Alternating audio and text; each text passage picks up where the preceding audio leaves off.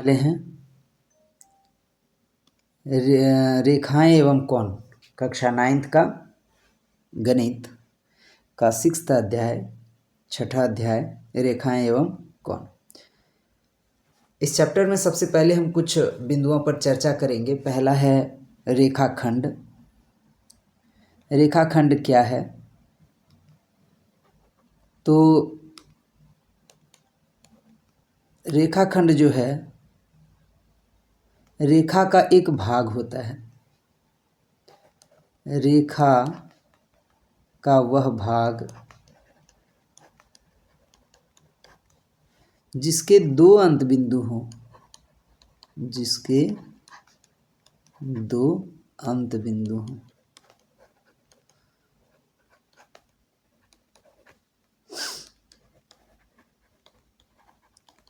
रेखाखंड कहलाता है। जैसे ये कोई लाइन है, रेखा है, अगर इसका अंत बिंदु यहाँ हो, ये यहाँ से यहाँ, ये ए और बी इसका अंत बिंदु हो, तो फाइनली इसको हम ऐसे भी ड्रॉ कर सकते हैं। ये हो गया ए और ये हो गया बी। तो ये क्या हो गया? ए बी क्या है? एक रेखा है। तो इसको हम लोग कैसे लिखेंगे, डिनोट कैसे करेंगे, इसका नामकरण कैसे करेंगे? ए बी और ऊपर में केवल एक लाइन। जब रेखा को हम अंकित कर रहे थे, रेखा को हम जब नामकरण कर रहे थे, तो उसको हम लिखते थे ए बी, ऊपर में लाइन जिसके दोनों ओर क्या हो? तीर का निशान हो। ये क्या दर्शाता है? रेखा। और ये क्या दर्शा रहा है? रेखाखंड। ठीक है। तो रेखाखंड क्या होता है? रेखा का भाग होता है। ये क्या है? रेखा है जिसके कोई अंत बिंदु नहीं है। ये जहाँ जितना दूर तक जाना चाहे जा सकता है, लेकिन इसका क्या है? दो अंत बिंदु है, इसीलिए ये क्या कहलाया? रेखा, रेखाखंड। सॉरी, ये क्या है? रेखाखंड। ये क्या है? रेखा। ठीक है। अब इसके बाद हम लोग पढ़ेंगे संरेख बिंदु। संरेख बिंदु क्या होता है?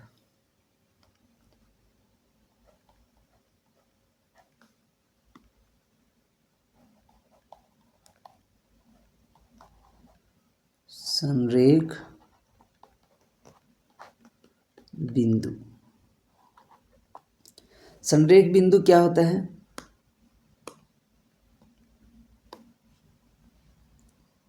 तीन बिंदु, क्योंकि अगर हम दो बिंदु लेंगे तो इससे होकर जा ही सकती है रेखा, है ना? दो बिंदु से तो होकर जा सकती है, तो ये ऐसे भी ये संरेख होंगे ही। ठीक है। लेकिन जब हम तीन बिंदु लेते हैं, तो अगर ये तीनों बिंदु कहीं भी हो, ये एक लाइन पर अगर स्थित हो, तो ये संरेख कहलाएगा। संरेख मतलब समान हो रेखा जिसकी, एक ही रेखा पर स्थित तीन या अधिक कितनों बिंदु स्थित हो एक ही रेखा पर, तो वो संरेख बिंदु कहलाएगा, यानी एक ही रेखा पर स्थित बिंदु कहलाएगा। यही अगर तीनों बिंदु अगर इधर उधर है, तो इस दो रेखा से ही होकर एक लाइन जा सकता है। ये दोनों बिंदु एक रेखा अलग रेखा में है, ये दोनों बिंदु अलग रेखा में है, तो ये संरेख बिंदु नहीं है। ये संरेख बिंदु नहीं है। ठीक है। अब जो है इसको हम लोग क्या लिखेंगे? तीन या अधिक बिंदुएं जो एक ही रेखा पर स्थित हो, संरेख बिंदुएं कहलाता है। ठीक है। संरेख बिंदुएं कहलाता है। इसके बाद हम लोग पढ़ेंगे असंरेख बिंदुएं।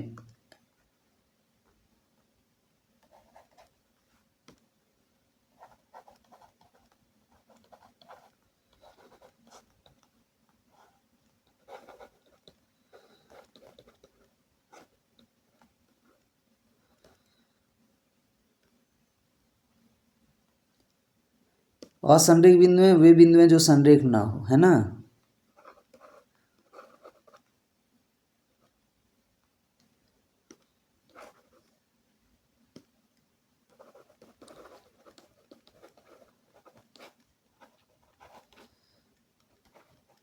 जो संरेख नहीं होते हैं वे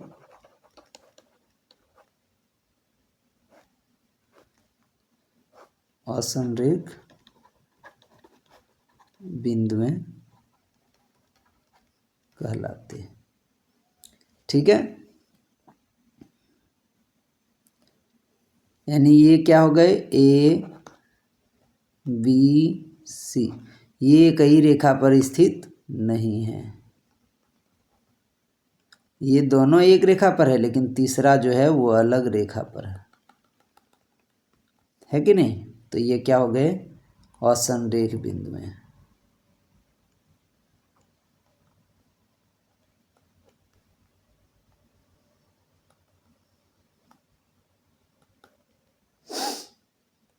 अब जो है हम लोग किरण के बारे में पढ़ेंगे। किरण क्या होता है। किरण एक रेखा का भाग है। किरण क्या है, रेखा का भाग। जैसे रेखाखंड भी एक रेखा का भाग था, लेकिन उसमें क्या था, रेखाखंड में रेखा का वह भाग जिसके दो अंत बिंदु, रेखा का क्या पढ़े इसमें, रेखा का वह भाग जिसके दो अंत बिंदु हो रेखाखंड कहलाता है ना। यहाँ दो अंत बिंदु है, ये क्या कहलाया, रेखाखंड। तो उसी तरह किरण भी क्या है, रेखा का भाग है। किरण क्या है, रेखा का भाग है।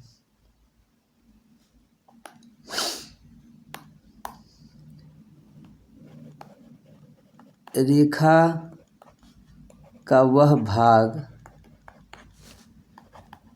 जिसके एक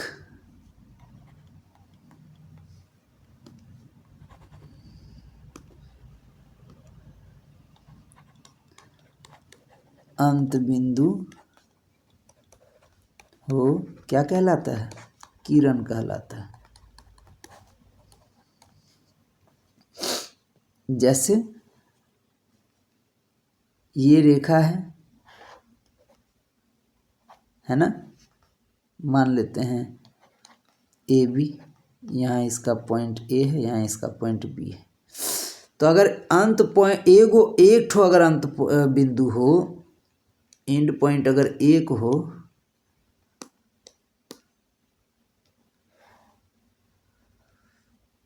जैसे ये बी जो है केवल दर्शाने के लिए है रेखा को, ये एक सिरा जो है चलता रहता है, लेकिन एक सिरा का अंत बिंदु हो तो ये क्या कहलाता है, किरण। और इस किरण को हम कैसे दर्शाते हैं, किरण ए बी, इसके एक सिरे पर तीर का निशान लगाकर। ठीक है, रेखा हम लोग कैसे दर्शाते थे, दोनों सिरे पर तीर का निशान लगाकर, है ना। ये हमारा किरण है। अब हम लोग पढ़ेंगे कोण के बारे में। किसके बारे में, कोण। कोण क्या होता है, जब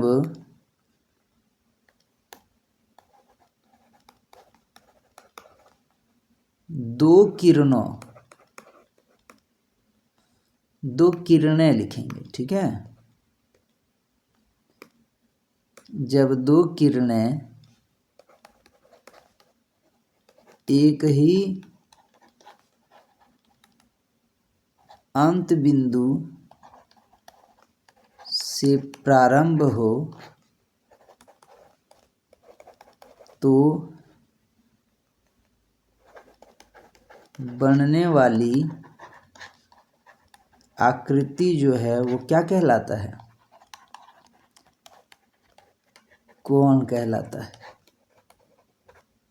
ठीक है, बनने वाली आकृति क्या कहलाता है, कोण। दो किरणें होनी चाहिए, कितने किरणें, कम से कम, है ना। जैसे एक ही बिंदु से निकले, एक किरण कोई दो किरण पहले हम लोग एग्जाम्पल लेते हैं।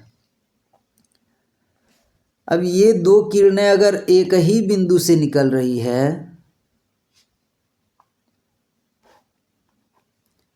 ये है ना, मान लेते हैं ये पॉइंट ए है, इस किरण का एंड पॉइंट दूसरा पॉइंट सी मान लेते हैं और इस किरण का दूसरा पॉइंट बी मान लेते हैं।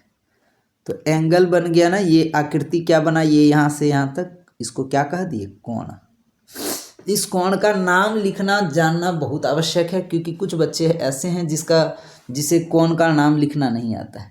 तो क्या करते हैं ना, एक सिरे से जाते हुए ये जो जहाँ पर ये शीर्ष बना है, अच्छा एक चीज़ ये हम बोलना भूल गए, तो इसको हम लोग, यह जो शीर्ष है, यह जो बिंदु है, अंत बिंदु है, ये दोनों कोण के, दोनों किरणों के लिए समान है। अगर हम बोले कि किरण AC, इसमें किरण कौन कौन सा है, किरण AC, और यहाँ ये कौन सा किरण है, किरण AB, है ना। तो दोनों किरणों का एक ही अंत बिंदु A है ना। तो ये क्या हो जाता है, इसको बोलते हैं उभयनिष्ठ। उभय मतलब दोनों का, और निष्ठ मतलब जिस पर दोनों की निष्ठा हो, यानी जिस पर दोनों आश्रित हो। ये जो बिंदु A है, बिंदु A जो है, इस पर दोनों किरणें आश्रित हैं, तो ये कहलाया उभयनिष्ठ। ये क्या कहलाएगा, उभयनिष्ठ शीर्ष। ये जो अंत बिंदु उभयनिष्ठ शीर्ष यहाँ लिख दे रहे हैं, उभयनिष्ठ शीर्ष, उभयनिष्ठ अंत बिंदु, सॉरी, उभयनिष्ठ अंत बिंदु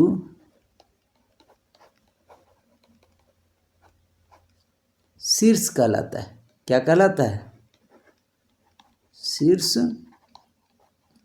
कहलाता है। किसका, कोण का, ठीक है। ये क्या है, शीर्ष है।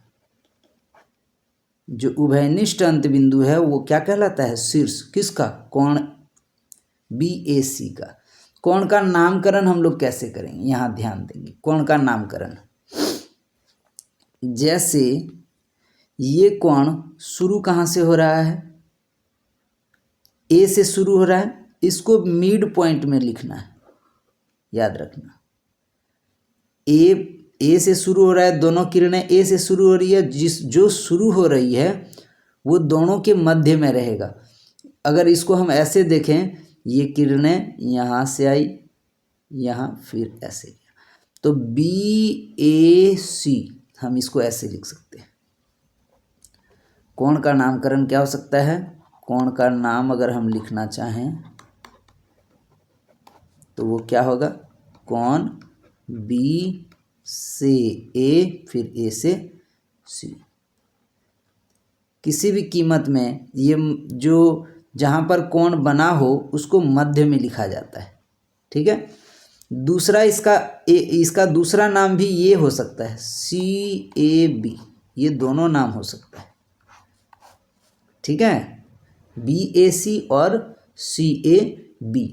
लेकिन अच्छा लिखना, वो एक क्या होता है ना, ये तो मिड पॉइंट में रहना, ये तो अनिवार्यता है। तो ये दोनों को हम फेरबदल कर सकते हैं, लेकिन अच्छा कौन सा होता है, एक सीरियल वाइज जो लिखा जाए। जैसे B होता है पहले, उसके बाद C होता है, इसलिए B ही लिखना अच्छा माना जाता है, ठीक है। पहले BAC लिखना अच्छा माना जाता है। C तो लास्ट में होता है B के, है ना। लेकिन A का स्थान खिसकना नहीं चाहिए, क्योंकि बिंदु A पर ही कोण का निर्माण हुआ है। A बिंदु जो है वो दोनों का उभयनिष्ठ बिंदु है, इसलिए इसे मध्य में लिखा जाता है। ये शीर्ष को मध्य में लिखा जाता है, ठीक है। नेक्स्ट हम लोग देखेंगे कोण के प्रकार। हालांकि कोण के प्रकार हम लोग पढ़ चुके हैं, है ना, लेकिन यहाँ पर हम लोग एक झलक में सारा देख लेंगे कोण का सारा प्रकार।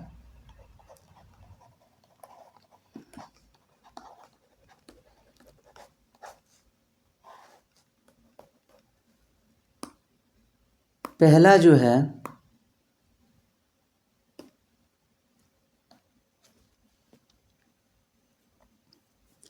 न्यून कोण। पहले समकोण देख लेते हैं। समकोण, जिस कोण का मान कितना हो, जिस कोण का मान 90 डिग्री हो, कितना हो, समकोण कहलाता है।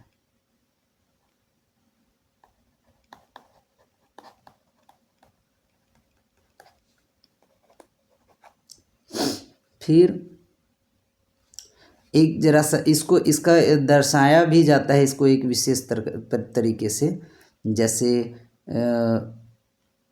कोई रेखा है,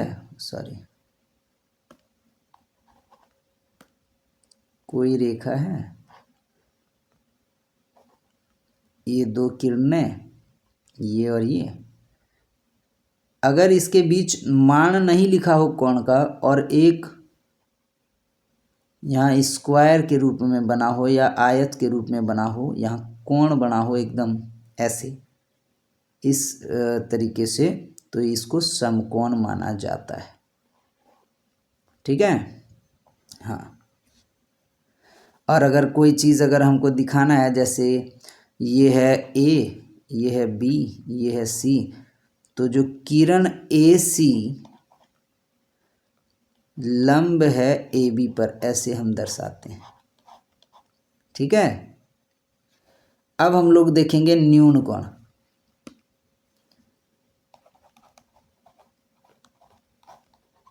न्यून कोण क्या होता है? कोण जिसका मान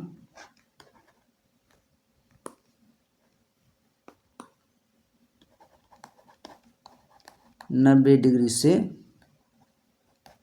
कम हो, न्यून कोण कहलाता है। ठीक है, नेक्स्ट, यानी ये समकोण हुआ, जो भी होगा इससे क्या होगा, कम होना चाहिए।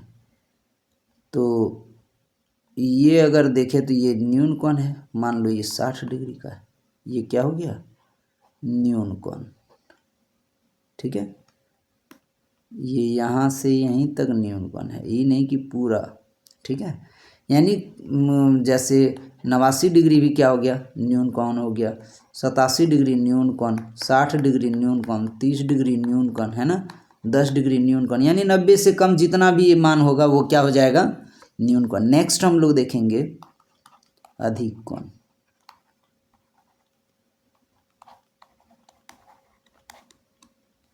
अधिक कोण किसको कहेंगे, कोण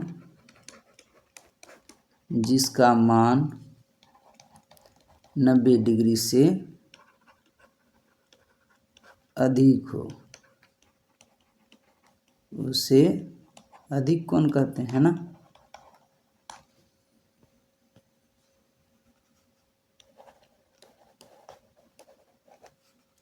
क्या हो जाएगा, जैसे 90 से अधिक 91, ये भी अधिक कोण है, 110, ये भी अधिक कोण है, 120, ये भी अधिक कोण है, 150, ये भी अधिक कोण है, 130, ये भी अधिक कोण है, 175 डिग्री, ये भी अधिक कोण है ना।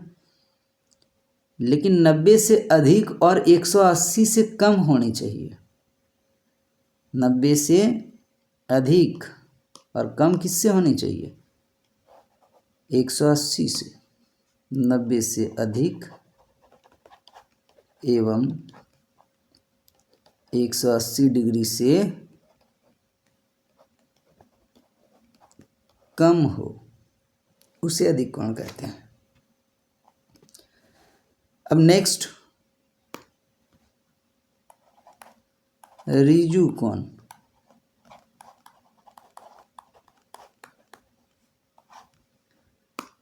कोण जिसका मान 180 डिग्री हो, कोण जिसका मान कितना हो, 180 डिग्री हो,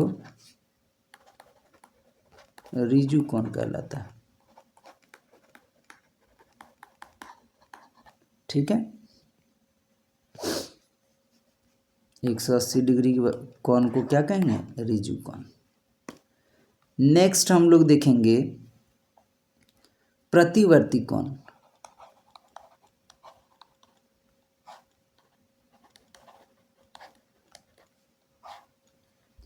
प्रतिवर्ती कोण किसे कहेंगे?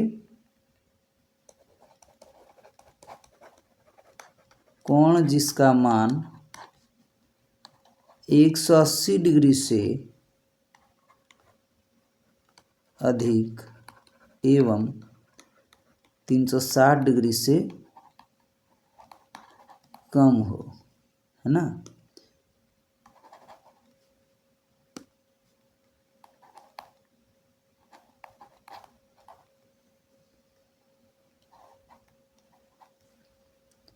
प्रतिवर्ती कोण कहलाता है।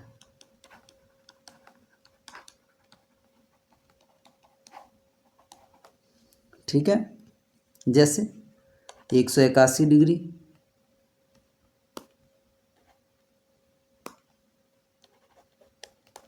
190 डिग्री, 210 डिग्री, 320 डिग्री, 60 से कम होनी चाहिए, 360 से, है ना। नेक्स्ट हम लोग देखेंगे संपूरक कोण। संपूरक कोण क्या होता है? सॉरी, पहले ना पूरक देख लेते हैं। पूरक कोण क्या होता है?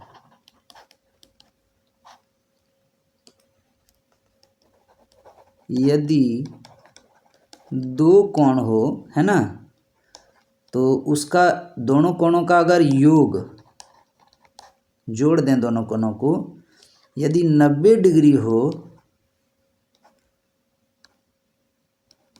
तो वे दोनों एक दूसरे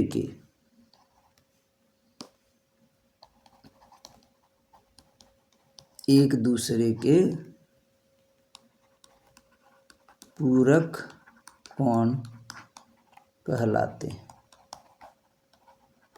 जैसे 60 डिग्री का पूरक कोण 30 डिग्री, है ना। 45 डिग्री का पूरक कोण 45 डिग्री, ठीक है। 63 डिग्री का पूरक कोण 27 डिग्री, 40 डिग्री का पूरक कोण 50 डिग्री, है कि नहीं। ये दोनों क्या है? पूरक कोण है, क्योंकि दोनों का जोड़ कितना हो जाता है? 90 डिग्री। अब नेक्स्ट हम लोग देखेंगे संपूरक कोण।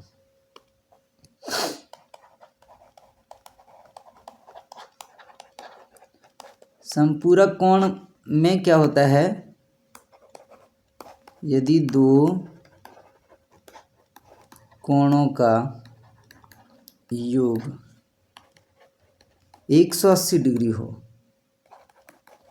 तो उसे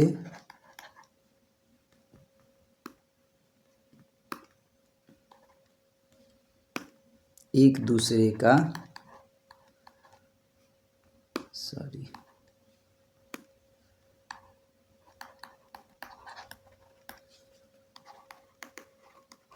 संपूरक कोण कहते हैं।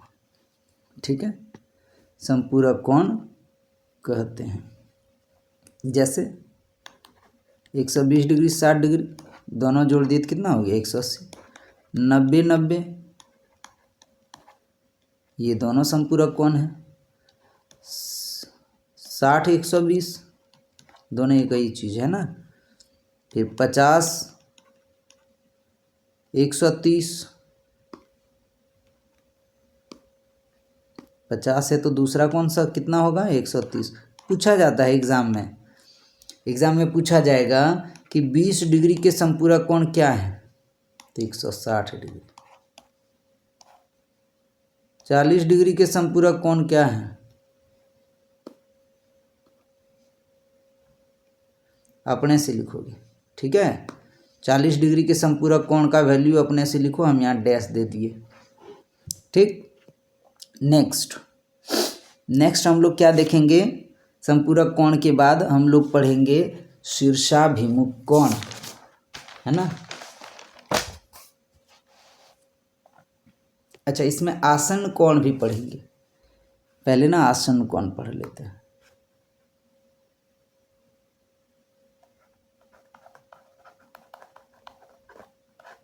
आसन्न कोण बहुत ही इंपॉर्टेंट है ना। पढ़े तो हैं पहले क्लास में, पिछले क्लास में हम लोग पढ़े हैं, लेकिन हो सकता है भूल गए हों। देख लेते हैं। पहले ना हम इसका फिगर देखते हैं, ये क्या कहना चाहता है। दो कोण आसन कोण कहलाएगा कब? दो कोण होने चाहिए।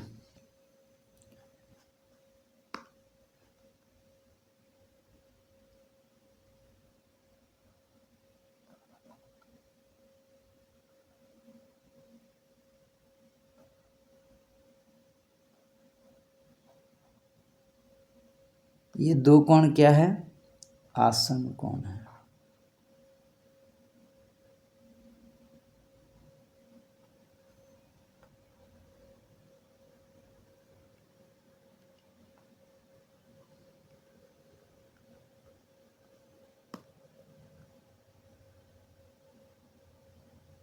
एक ये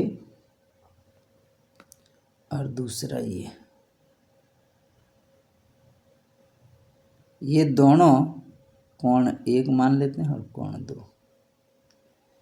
ये दोनों कोण जो है क्या है? आसन कोण है। तो दो कोण आसन कोण कहलाते हैं। कैसे? दो कोण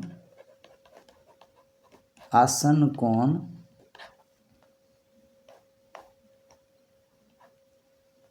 कहलाते हैं।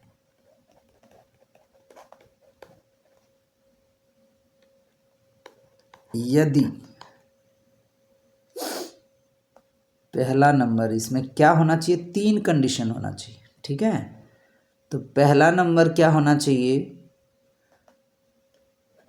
दोनों कोणों का एक ही अंत बिंदु हो। दोनों कोणों का अंत बिंदु एक ही हो। इसका भी, इस कोण का भी अंत बिंदु यहाँ है और इस कोण का भी अंत बिंदु यहाँ है, ठीक है। यानी अगर इसको हम शॉर्ट में लिखना चाहें तो क्या होना चाहिए? एक उभयनिष्ठ शीर्ष होना चाहिए, ठीक है। क्या होना चाहिए? एक उभयनिष्ठ शीर्ष। इस कोण का शीर्ष यही है और इस कोण का भी शीर्ष क्या है?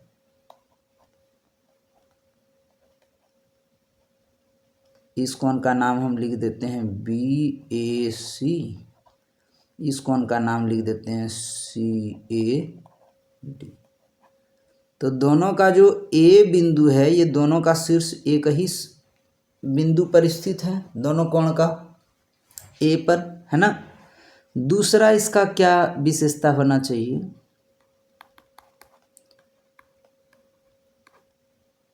एक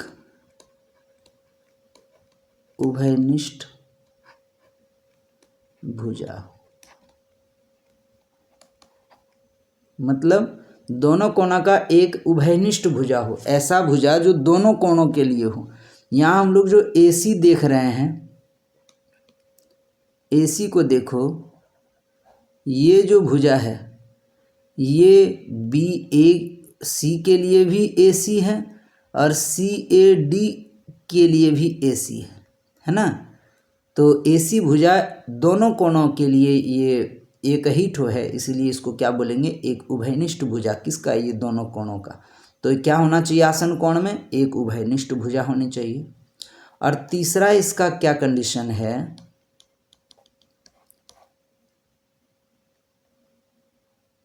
अउभयनिष्ठ भुजाएं, मतलब जो भुजा उभयनिष्ठ नहीं है। ये भुजा उभयनिष्ठ है तो ये दोनों अउभयनिष्ठ भुजाएं हैं, है ना। BA और AD, ये AD है, ठीक है।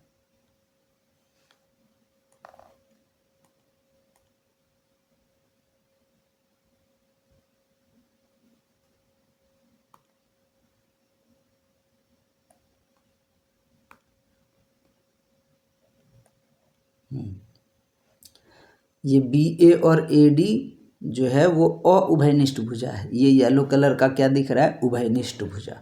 ये जो ग्रीन कलर में जो पॉइंट दिख रहा है ये क्या है? बिंदु ए। ठीक है,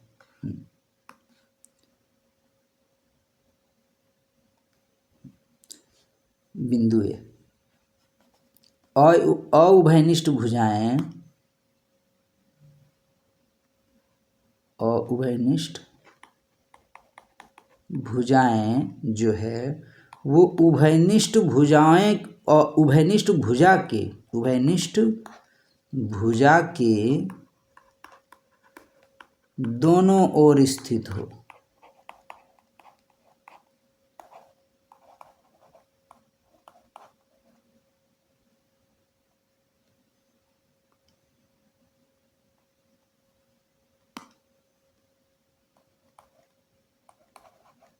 स्थित, ये 3 कंडीशन होना चाहिए। पहला कि दोनों कोणों का एक ही अंत बिंदु हो, है ना, एक उभयनिष्ठ शीर्ष हो। इसका मतलब क्या हुआ? एक उभयनिष्ठ शीर्ष हो। और इसका मतलब क्या हुआ? एक उभयनिष्ठ भुजा हो।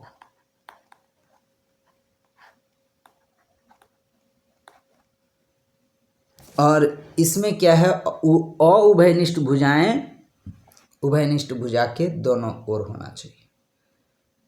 ठीक है, तो वो कोण क्या कहलाएगा? आसरण कोण। अब हम लोग देखेंगे आसरण कोण के बाद हम लोग देखेंगे रैखिक युग्म। ठीक है, रैखिक युग्म।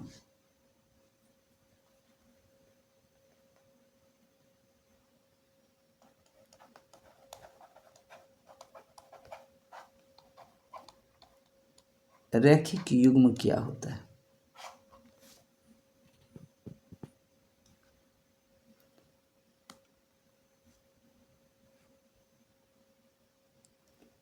यदि रैखिक युग्म में क्या होता है? दो कोण अगर हो, ठीक है, दो आसन कोण अगर एक रेखा का निर्माण कर, दो आसन कोण, यदि लिख लेते हैं पहले, यदि दो आसन कोणों, ये आसन कोण था ना, है ना, ये जो है ये आसन कोण था। इसकी अउभयनिष्ठ भुजाएं, इसकी अउभयनिष्ठ भुजाएं यदि एक रेखा का निर्माण करें, दो आसन कोणों की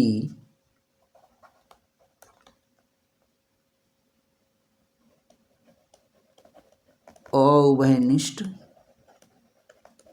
भुजाएं एक रेखा बनाए तो वे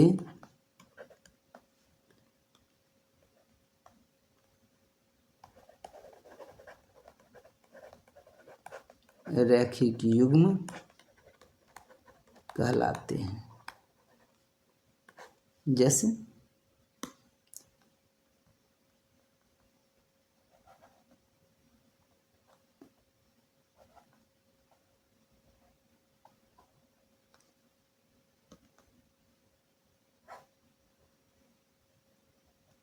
ये दो कोण हैं, एक ये यहाँ से यहाँ तक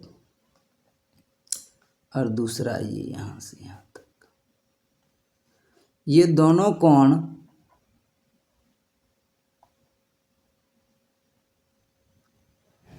कोण को अगर देखो तो पहला जो है ये कोण 1, कोण 2, ये कोण 1 का उभयनिष्ठ भुजा, कोण 1 और कोण 2 का उभयनिष्ठ भुजा ये है।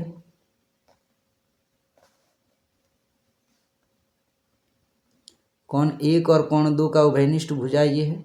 तो अउभयनिष्ठ भुजाएं ये हो गई, है ना, ये दोनों अउभयनिष्ठ भुजा है। ये दोनों अउभयनिष्ठ भुजा एक रेखा बना दिया तो इसको हम क्या बोल दिए? रैखिक युग्म। ठीक है, एक रेखा बनाने का मतलब क्या हो गया कि ये दोनों कोणों का जोड़ अगर कर दें तो ये कितना डिग्री हो जाएगा? 180 डिग्री। दोनों कोणों का जोड़ कितना हो जाएगा? 180 180 डिग्री। कौन 1 जोड़ कौन 2 बराबर 180 डिग्री। तब हम बोलेंगे यह क्या है, रैखिक युग्म है। ये जितना भी कोण हो, ये जितना भी कोण हो, ये दोनों कोण को जोड़ेंगे तो कितना होना चाहिए, 180। तब ये क्या बनेगा, रैखिक युग्म। क्योंकि हम जानते हैं एक रेखा पर कितना डिग्री का कोण स्थित होता है, किसी भी बिंदु पर 180 डिग्री का। क्या बोले, एक रेखा के किसी भी बिंदु पर 180 डिग्री का कोण स्थित होता है, बनता है ना। चलिए अब हम लोग देखेंगे शीर्षाभिमुख कोण। ठीक है, नेक्स्ट क्या है,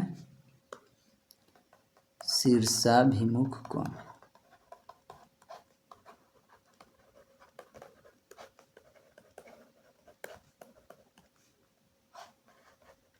शीर्षाभिमुख कोण का एक जरा सा हम क्या करते हैं ना, फिगर देख लेते हैं। कोई दो रेखा खंड अगर एक दूसरे को प्रतिच्छेद करे, कोई दो रेखा या रेखाखंड एक दूसरे को क्या करे, या किरण भी बोल सकते हैं, प्रतिच्छेद करे, काटे किसी बिंदु पर। मान लेते हैं यह बिंदु क्या है, ओ है। ठीक है, यह बिंदु का नाम क्या है, ओ। तो ओ पर अगर दो रेखाखंड, मान लेते हैं इस रेखाखंड का नाम एल है, इसका नाम एम है। तो ये एल और एम रेखाखंड दोनों एक दूसरे को ओ बिंदु पर अगर प्रतिच्छेद किया है तो कुछ कोण बनता है ना। इस कोण का नाम ले लेते हैं 1, इस कोण का 2, इस कोण का 3, इस कोण का 4।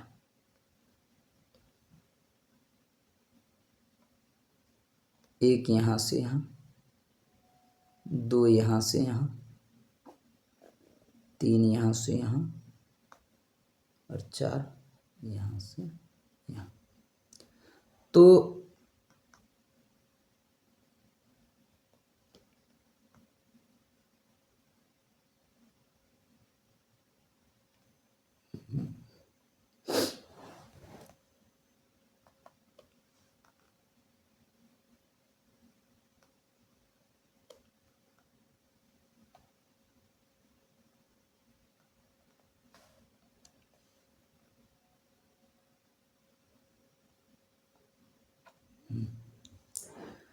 जो कोण 2 के शीर्ष के सामने जो कोण है, क्या नाम है इसका, इस कोण का, शीर्षाभिमुख। शीर्ष अभिमुख, ये 2 शब्दों से बना है, शीर्ष जोड़ अभिमुख, यानी शीर्ष के जो सामने का कोण। इसका मतलब क्या हो गया, शीर्ष के सामने का कोण,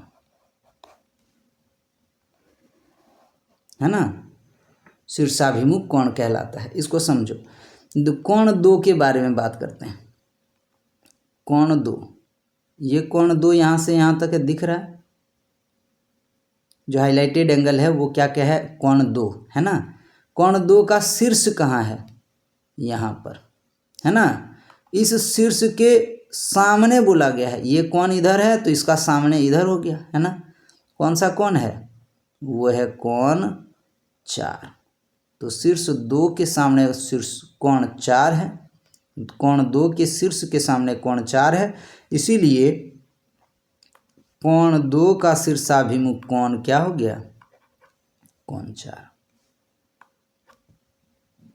फिर उसी तरह कोण 1 के बारे में बात करते हैं। कोण 1 जो है वो ये रहा, है ना, उसका शीर्ष जो है वो यहाँ है, और चूंकि कोण 1 इस दिशा में है तो इसीलिए इसका शीर्ष का सामने के किधर हो गया, ये, है ना, ये इसके शीर्ष के सामने हो गया। तो ये कोण क्या कहलाएगा, कोण 1 का शीर्षाभिमुख। कोण 1 का शीर्षाभिमुख कोण कौन सा हो गया, कोण 1 का शीर्षाभिमुख कोण 2। तो इसका डिफिनेशन क्या लिख दिए, वह कोण 2 कोण में यदि एक कोण, ये 2 कोण ऐसे हो कि एक ही उभयनिष्ठ बिंदु है और उभयनिष्ठ एक कोण के उभयनिष्ठ बिंदु पर किस उसके शीर्ष के सामने का कोण को शीर्षाभिमुख कोण कह दिया। ठीक है, यानी कोण के शीर्ष के सामने के कोण को शीर्षाभिमुख कोण कह दिया।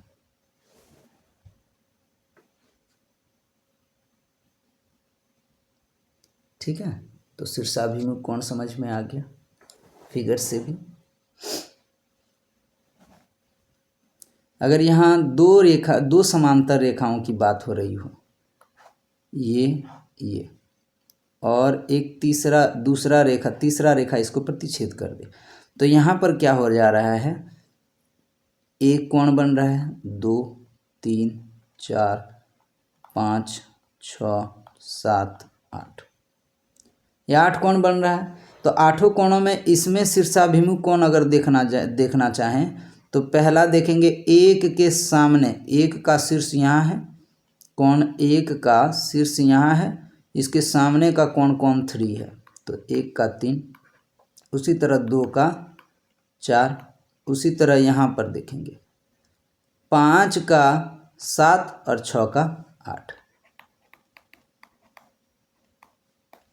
कोण 6 का 8।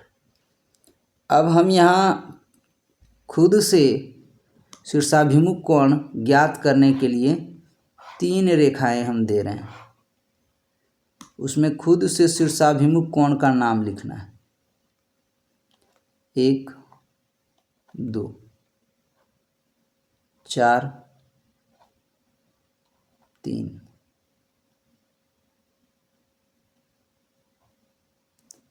5 6 7 8 9 10 11 12, खुद से शीर्षाभिमुख कोण का नाम लिखना है। ठीक है, कॉपी में ड्रॉ करके। अब शीर्षाभिमुख कोण के बाद बारी आ जाती है संगत कोण की।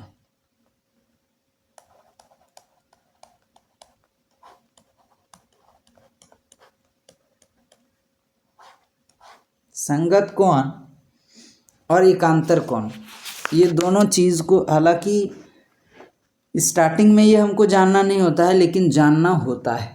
इस चैप्टर का सबसे मेन जो बिंदु है, जो टर्म है, ये संगत कोण, शीर्षाभिमुख कोण और एकांतर कोण पर डिपेंड करता है। तो संगत कोण फिगर से ही सब हम समझेंगे, संगत कोण क्या है और एकांतर कोण क्या है। तो मान लेते हैं 2 रेखाएं हैं,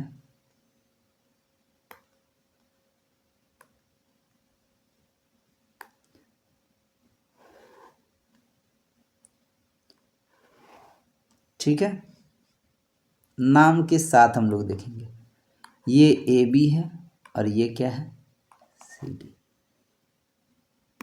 एक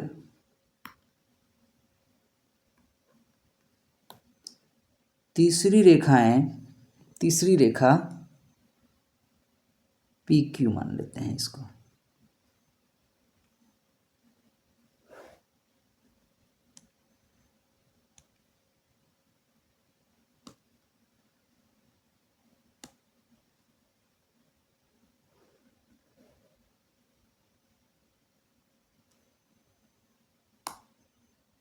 ठीक है,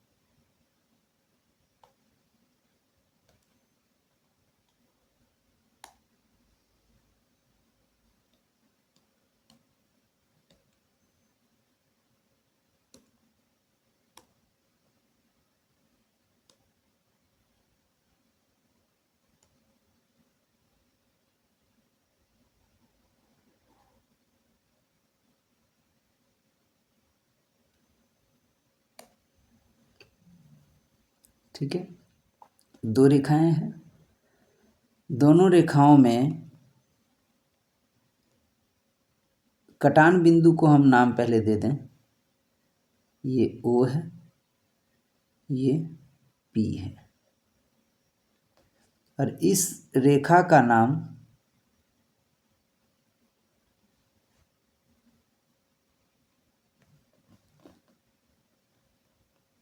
RS है। ठीक है, अब जो है संगत कौन कौन वाला होगा, इसमें ये जानना है।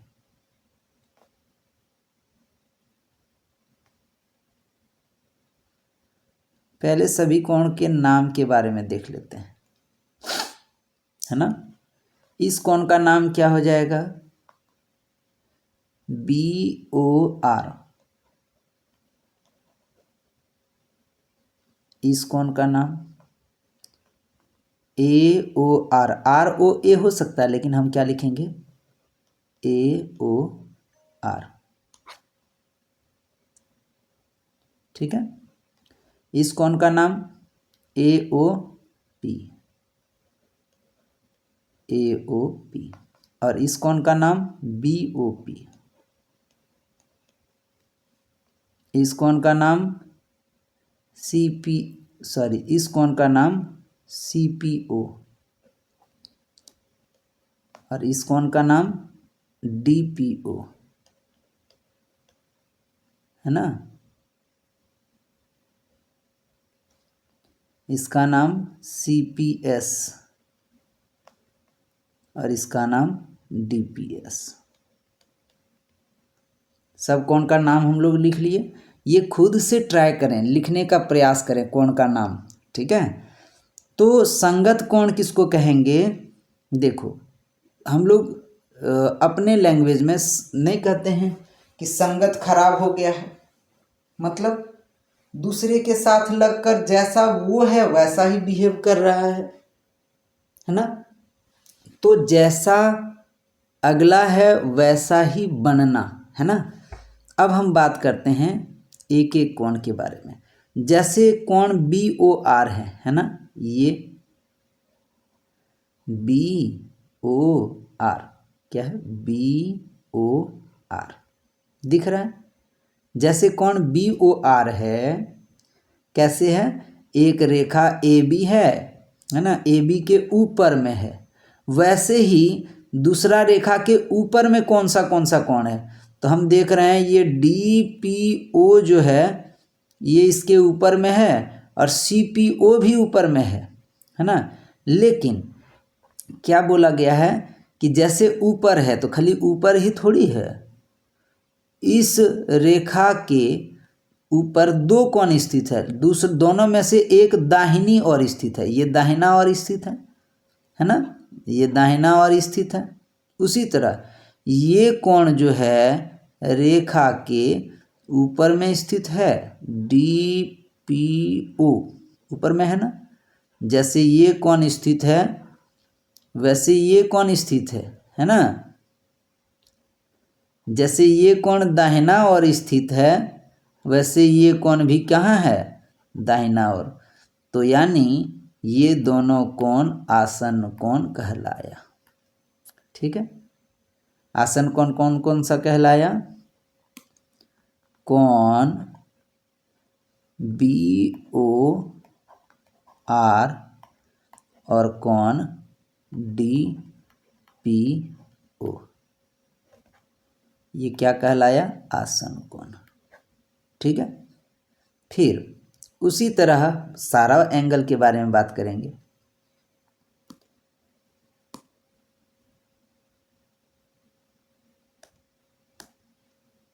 जैसे AOR के बारे में बात करते, AOR है, ये कैसा है, रेखा के ऊपर, तो रेखा के दूसरे रेखा के ऊपर में तो यही कोण है, CPO। जैसे AOR है वैसे CPO है, ये ऊपर और इधर है, ये भी ऊपर और इधर है।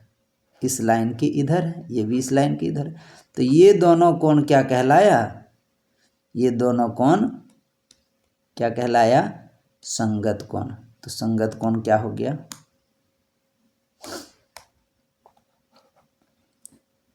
AOR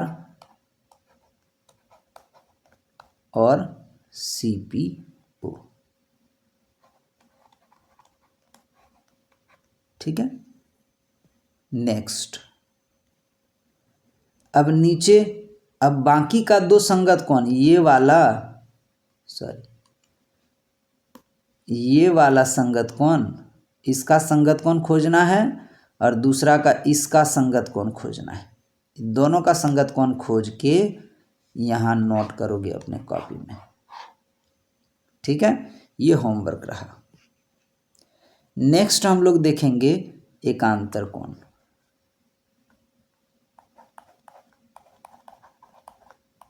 एकांतर कोण जो है वो दो प्रकार का होगा।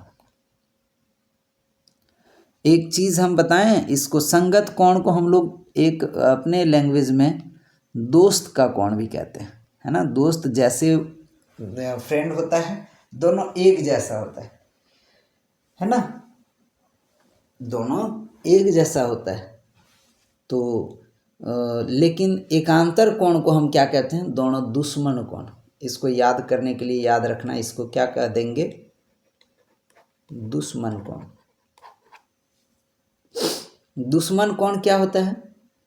यानी अगर वो पूरब की तरफ जाना चाहेगा तो दूसरा किधर जाना चाहेगा? पश्चिम। एक अगर मीठा खाना पसंद करेगा, दूसरा क्या खाना पसंद करेगा? नमकीन, है ना। ये दोनों के किसी भी भाव में मेल नहीं खाए, विपरीत दिखेगा, है कि नहीं। तो इसको हम लोग कैसे देखेंगे, ध्यान से समझना।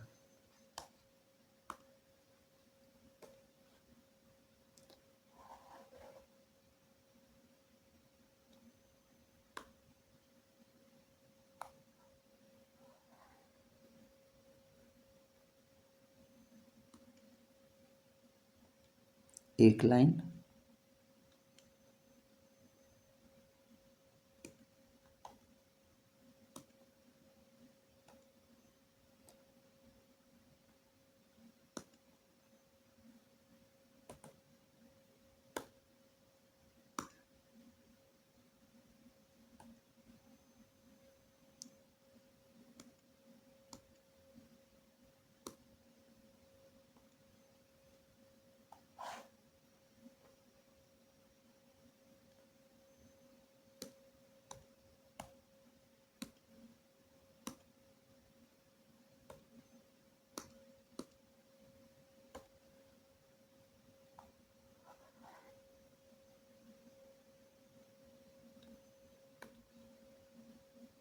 दो लाइन,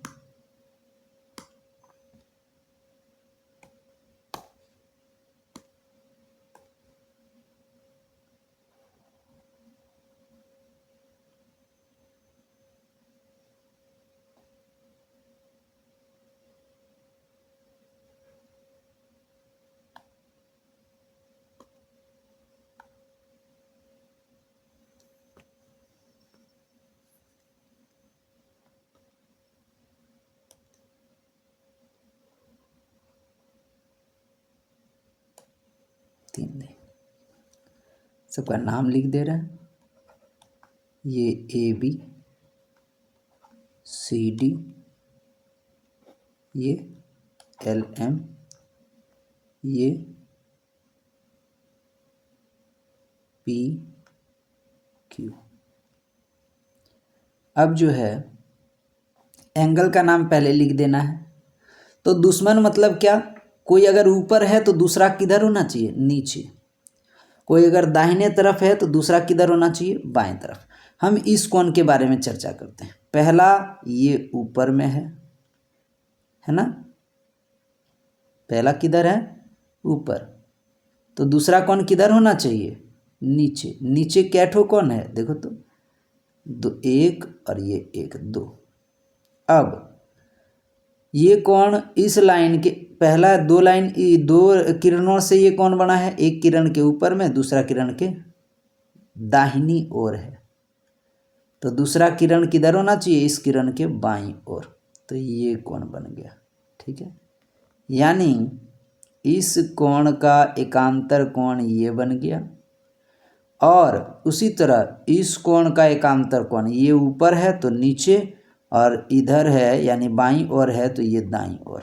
इस कोण का एकांतर कोण ये बन गया। ठीक है, तो इस तरह करके एकांतर कोण का सारा नाम लिखना है। जैसे इस कोण का एकांतर कोण कौन सा होगा, ये नीचे है तो दूसरा ऊपर होना चाहिए, ऊपर में दो ठो है। ये इस लाइन के दाहिनी ओर है तो दूसरा बाईं ओर होना चाहिए, यानी ये एंगल हो गया इस कोण का एकांतर कोण, और इसी तरह ये एंगल हो गया इस कोण का एकांतर कोण। तो एकांतर कोण के सभी युग्म का नाम लिखोगे, है ना।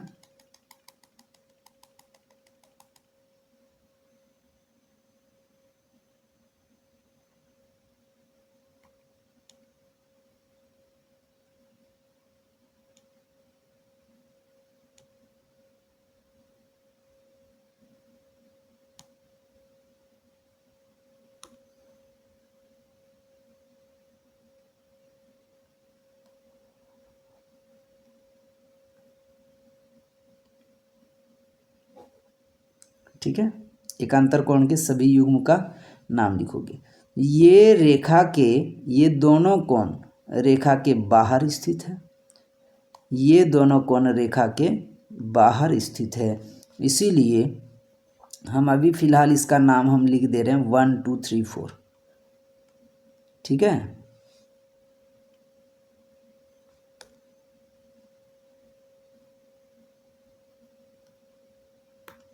जैसे इस कोण का नाम हो गया 1 2 3 4 5 6 7 8।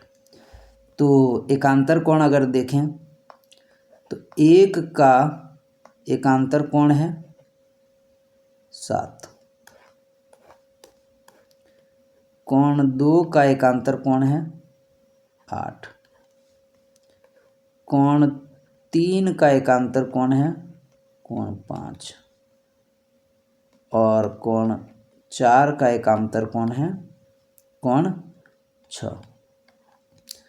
यहाँ पर ये दोनों कोण को अगर देखेंगे 1 और 7, 2 और 8, ये दोनों रेखा के बाहर है, इसीलिए हम लोग इसको बोलते हैं एकांतर बाह्य कोण।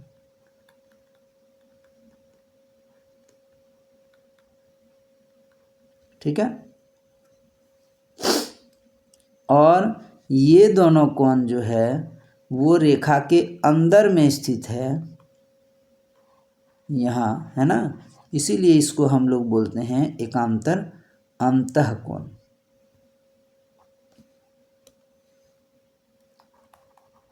एकांतर अंतःकोण। ठीक, तो ये है एकांतर बाह्य कोण, एकांतर अंतःकोण।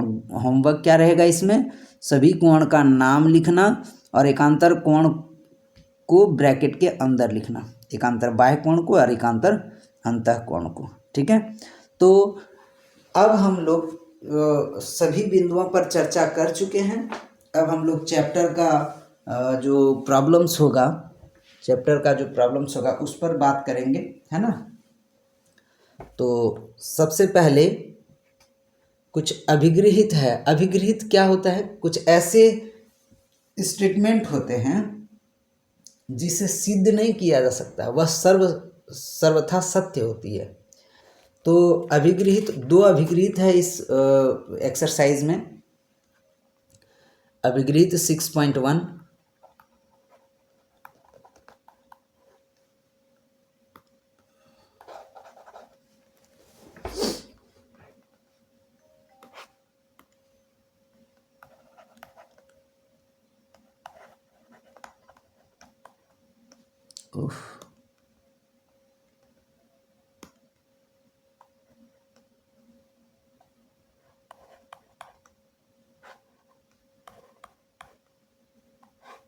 इसके अनुसार क्या है, क्या कहा गया है इसमें कि यदि एक किरण एक रेखा पर खड़ी हो, यदि एक किरण जो है, ये भी कोई रेखा है, कोई एक किरण इस पर क्या है, खड़ी है।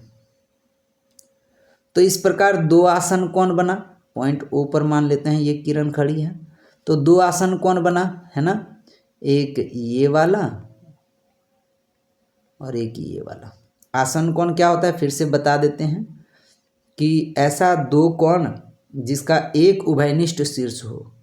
पहला कोण तो हम देख रहे हैं कि यहाँ से ये पहला कोण हो गया है ना, और दूसरा कोण कौन सा है, यहाँ से ये। तो ये जो लाइन है ये दोनों के लिए, दोनों कोण में उभयनिष्ठ है। पहला एक उभयनिष्ठ शीर्ष होना चाहिए, ये बिंदु दोनों कोण के लिए एक ही है, एक उभयनिष्ठ शीर्ष हो गया। ये भुजा दोनों कोण के लिए है, एक उभयनिष्ठ भुजा हो गया। और जो अउभयनिष्ठ भुजाएं हैं वो उभयनिष्ठ भुजा के दोनों ओर होना चाहिए, इसके इधर और एक इसके इधर। तो ये सारा तीनों रूल्स फॉलो कर रहा है, इसलिए ये दोनों कोण क्या है, आसन कोण। तो यदि एक रेखा पर एक किरण खड़ी हो तो इस प्रकार जो दोनों दो कोण आसन कोण बनते हैं, दोनों आसन कोणों का योग 180 डिग्री होता है। इसका कहने का क्या है कि ये जो एक किरण खड़ी हुई तो इस प्रकार जो दो कोण बने, दो कोण बने, कोण एक जोड़ कोण दो बराबर 180 डिग्री। ये पहला अभिगृहित कहता है, ठीक है। दूसरा अभिगृहित क्या कहता है, यानी अगर हमको प्रॉब्लम में एक रेखा हो और उस पर अगर कोई लाइन खड़ी हो तो ये दोनों कोणों का जोड़ हम क्या लिख देंगे, सीधा 180 डिग्री। दूसरा अभिगृहित क्या कहता है,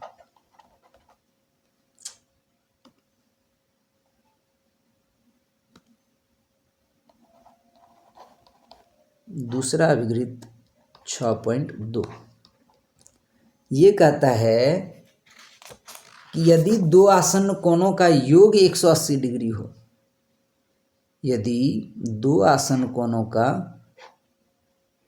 योग, इसका जस्ट अपोजिट चीज़ है, यदि दोनों कोणों का जोड़ कोण एक कोण दो अगर 180 डिग्री है तो जो उसकी अउभयनिष्ठ भुजाएं हैं, अउभयनिष्ठ भुजा कौन सा है, ये वाला और ये वाला।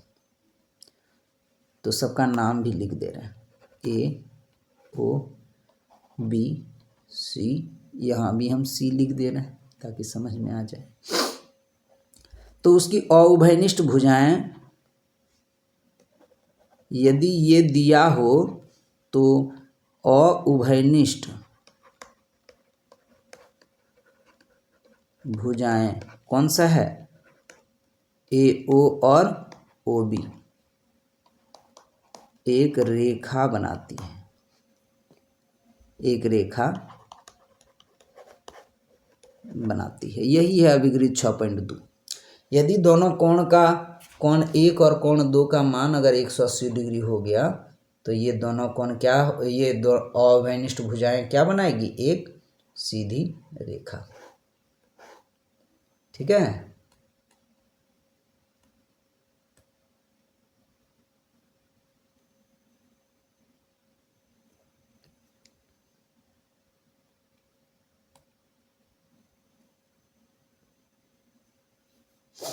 अब नेक्स्ट है प्रमेय 6.1। सोच रहे हैं इसको अगले क्लास में करें, नहीं तो क्लास लंबा हो जाएगा, ठीक है। पहले ये इन सभी चीज़ों को भली भांति समझ लें। यह चैप्टर केवल फर्स्ट में ही जितना बोरिंग लगे, ठीक है, पहले सारा जितना भी लिखाया गया है, जितना भी बताया गया है, सभी चीज़ों को अच्छे से कॉपी में लिख लें, है ना, और उसको एक बार पढ़ें समझें।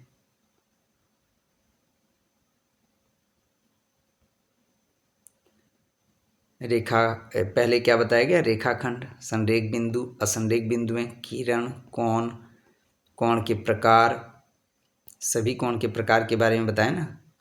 उसके बाद आसन कोण, रैखिक युग्म, शीर्षाभिमुख कोण, संगत कोण, एकांतर कोण और दोनों अभिगृहित। अगली क्लास में हम लोग प्रमेय देखेंगे और एक्सरसाइज 6.1 देखेंगे और अगला प्रमेय के बारे में भी बात कर लेंगे 6.2, 6.3,